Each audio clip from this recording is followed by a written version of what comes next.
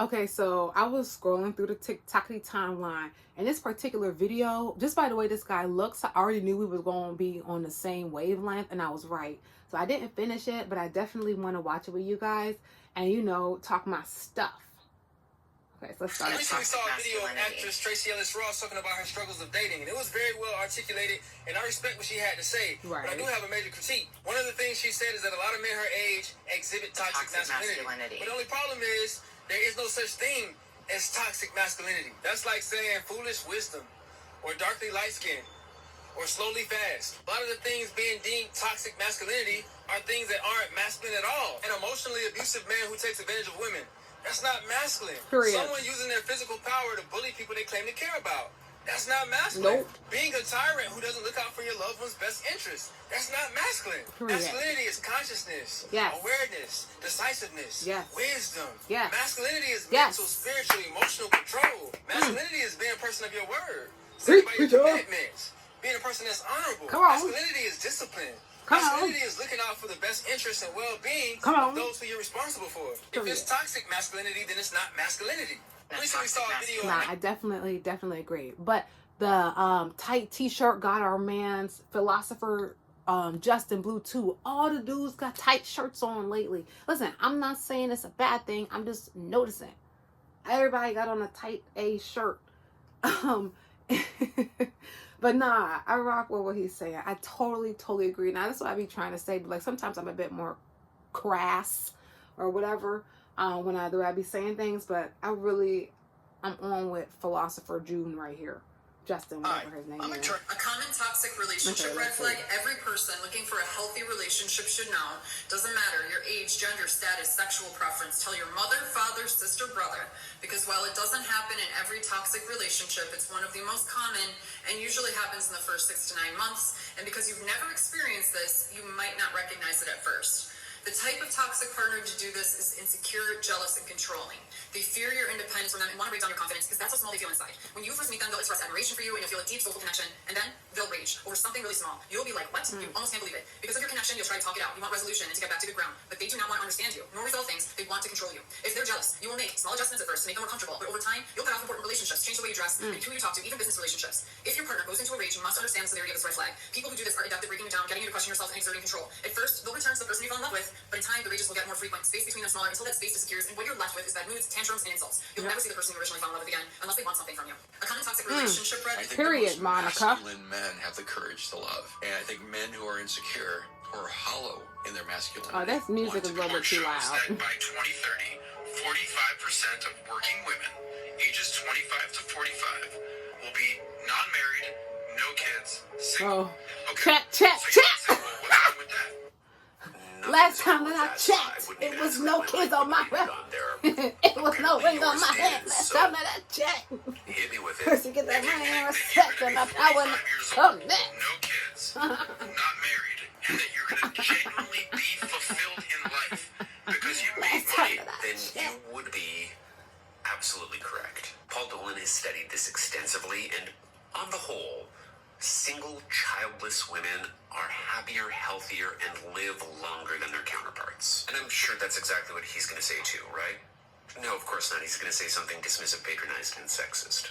Best of luck to you. Okay, so I think he's a little confused here because it's the single guys that need to hear good luck.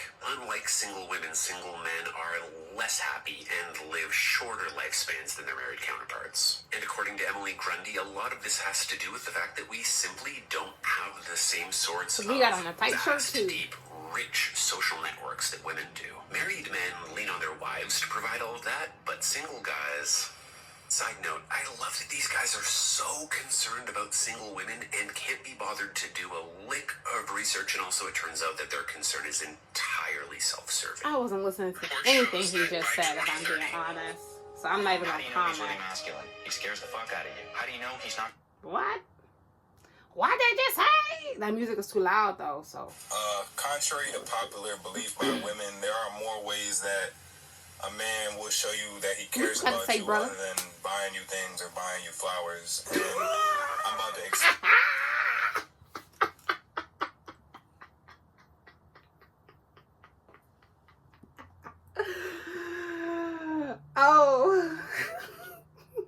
You talking to me? Okay, let me start over. Contrary to popular belief by women, there are more ways that a man will show you that he cares about you other than buying you things or buying you flowers. And I'm about to explain that in this video because I feel like y'all won't always really peep it, but let's just get into this. It's gonna make more sense. All right, so listen.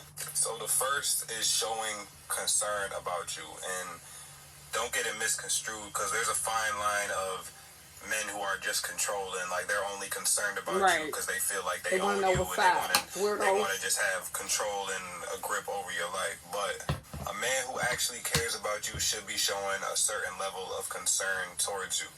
An example is if you're getting ready to go out, you know what I'm saying, you're getting ready to leave the house and everything, your man should be asking questions, you know what I'm saying, like, oh, who you going with, where you going to be at, you know what I'm saying, because that's that natural protector instinct, like wanted to make sure, okay, she not gonna be somewhere that's gonna be dangerous, or she not gonna be somewhere that she gonna get into something, or she not gonna be out with friends that are gonna have her in some type of situation, etc., etc. You know what I'm saying? It's not an insecure thing or a controlling thing. It's wanted to make sure that you're going to be in a safe environment around safe people. A man who cares about you is going to want to make sure that you're safe, especially if he's not going to be there. So at that point, everything's out of his hands, you know what I'm saying? He has to just trust that you're going to be somewhere where you're going to be good. The next is talking to you guys about our hobbies and interests. I just seen this TikTok today about this girl questioning, like, how do men have so many, like, secret hobbies and interests that they're just not ecstatic to talk about all the time, etc., etc. Well, to answer that, a lot of the time, women don't really care. You know what I'm saying? Like, a lot of women don't make it all about them and their hobbies and interests. So a lot of the time, we just don't speak on it because we feel like y'all not gonna care. But if a man is... That's sad that he feels that way. That's probably from childhood. That he feels like people don't care what he has to say. And maybe that's because who he's attracted to feels that way. Because, you attract what you are. You know what I'm saying? Not necessarily what you want all the time. You attract what you are. So, you might have some developing to do. Because, women do care what you have to say. If you're talking to someone who wants to hear you. That's a male or female thing.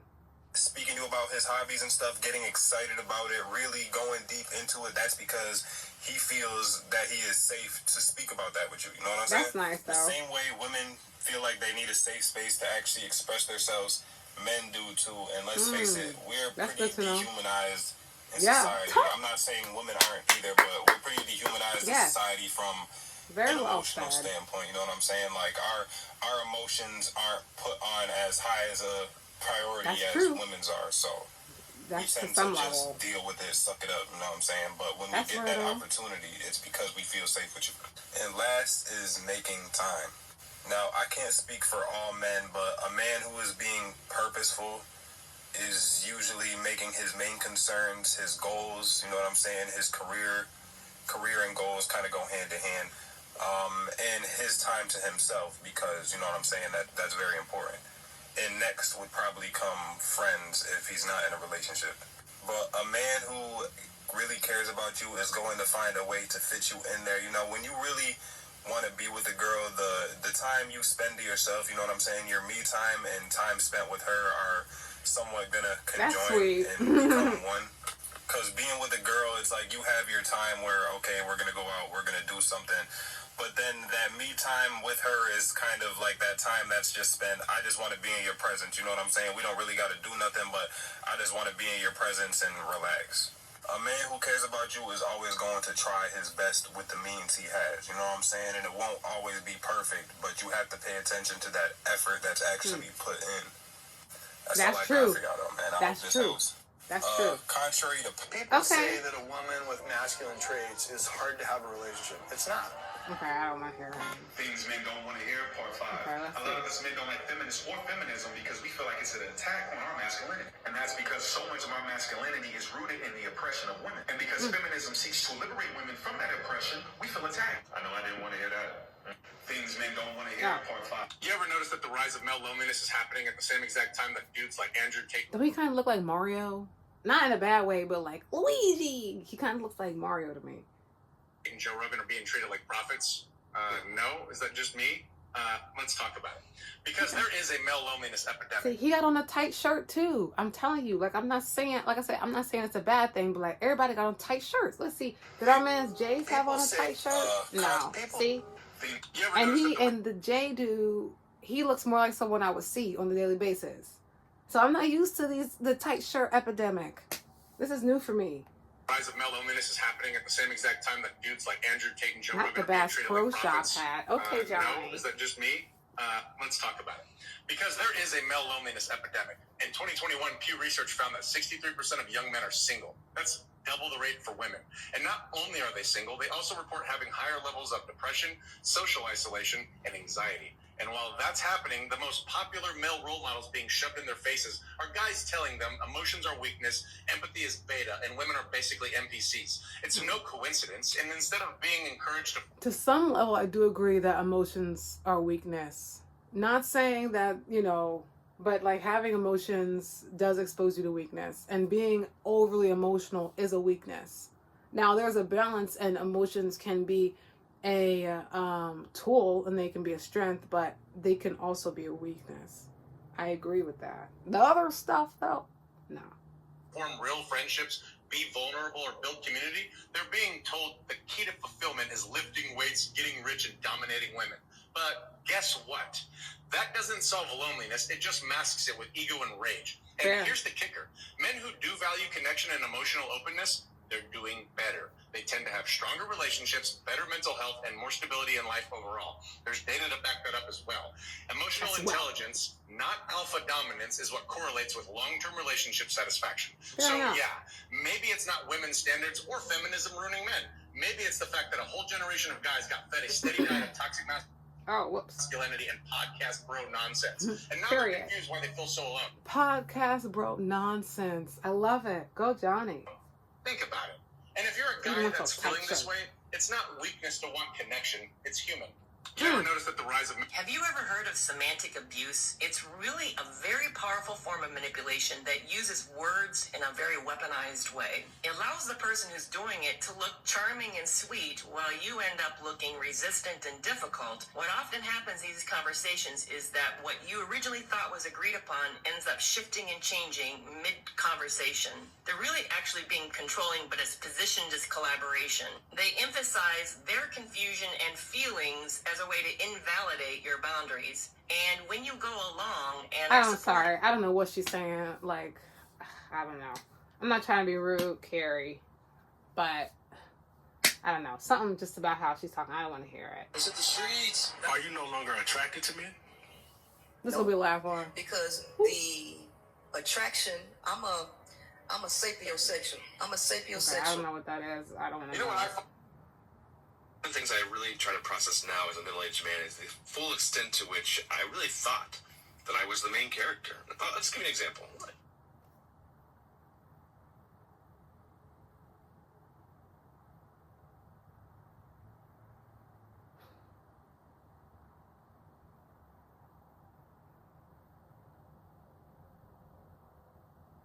Bring it back. One of the things I really try to process now as a middle-aged man is the full extent to which I really thought that I was the main character. Let's give you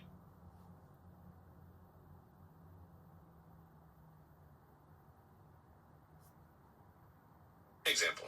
Early in our marriage, my partner and I said we'd be going on a trip. My partner, at that point in time, would be doing the laundry, vacuuming the house, making sure the dishes were done. I would literally think, like, well, yeah, but you don't have to do that.